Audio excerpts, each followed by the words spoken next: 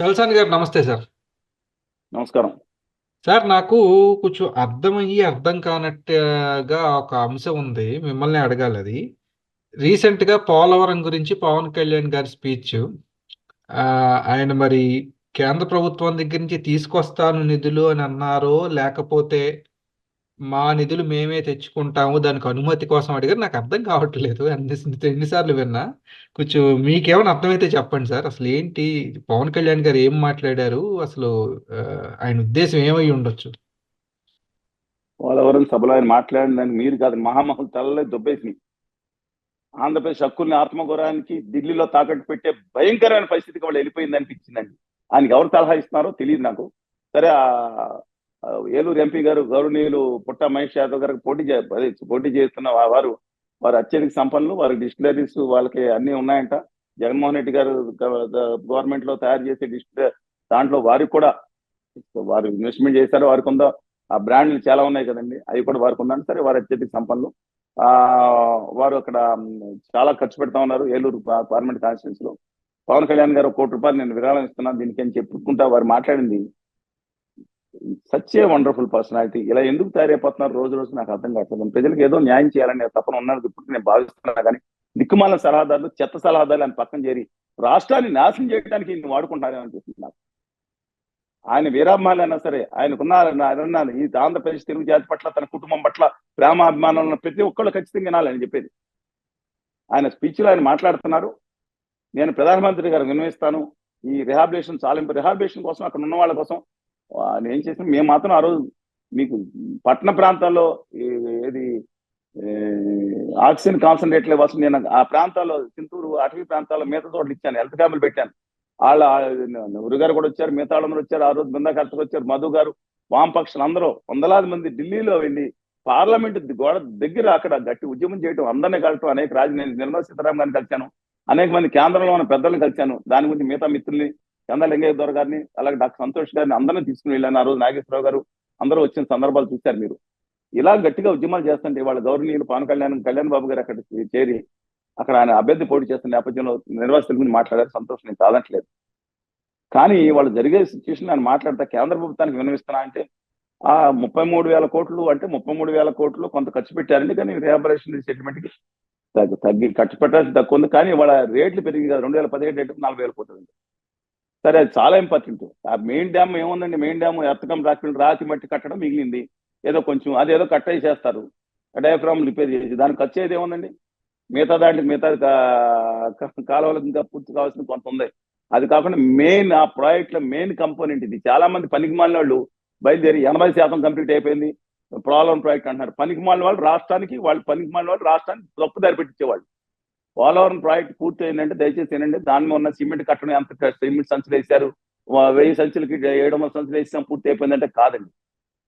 150 అడుగులు ఫుల్ లెవెల్లో నీళ్లు పెట్టి 960 మెగావాట్ల పవర్ ఉత్పత్తి చేసి తీసుకొచ్చి ఎండిటీఎల్ కాకుండా పూర్తి స్థాయిలో లెఫ్ట్ అండ్ రైట్ కెనాల్కి నీళ్లు వెళ్తా ఉంటే 18,000 అబోవ్ తరలిస్తే దాన్ని ప్రాజెక్ట్ పూర్తి అయిందంట తప్పితే రాతి మట్టి కట్టడం కట్టేసేసి నా ప్రాజెక్ట్ పూర్తి చేశాను అని చప్పట్లు కొనుక్కుంటే చెవులో పువ్వులు పెట్టుకునే జనాలు ఇంకా తయారు చేయమాకండి. Rehabilitation resettlement most important. వాళ్ళకి అన్యాయం చేసి వాళ్ళు ముంచేసి మిగతా చోట్ల నీళ్లు ఇవ్వడానికి ఎవరు సిద్ధంగా లేవు, మేలాంటి వాళ్ళు కూడా సిద్ధంగా లేవు.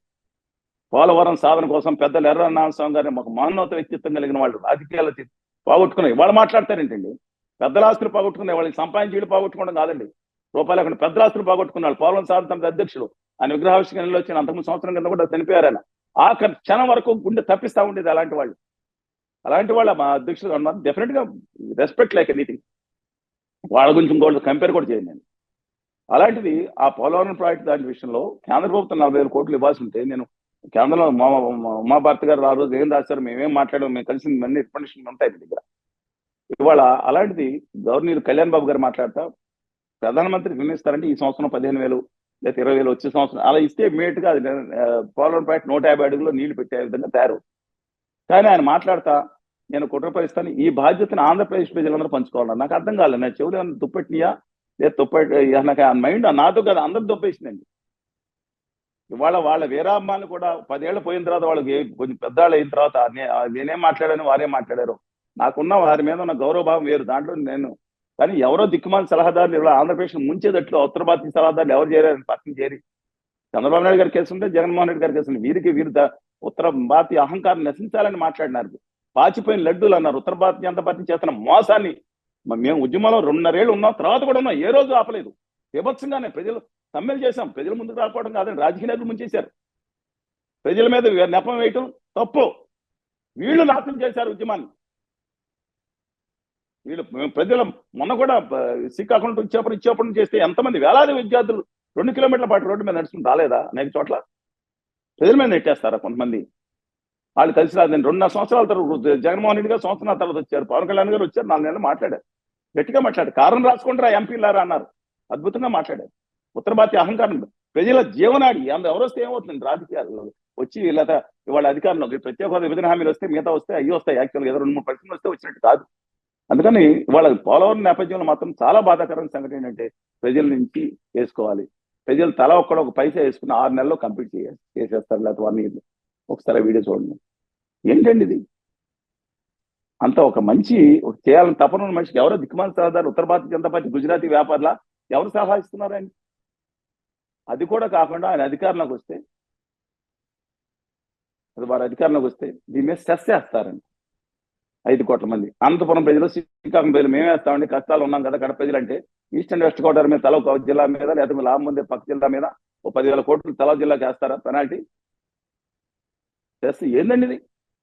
కేంద్రాన్ని అడగాల్సిన మన హక్కు, అది మన భిక్ష కాదు, వినవించకుండా కాదు, అది కంపల్సరీ విభజన కండిషన్. అది ఇది విభజన కండిషన్, అది కండిషనల్ బైఫర్కేషన్.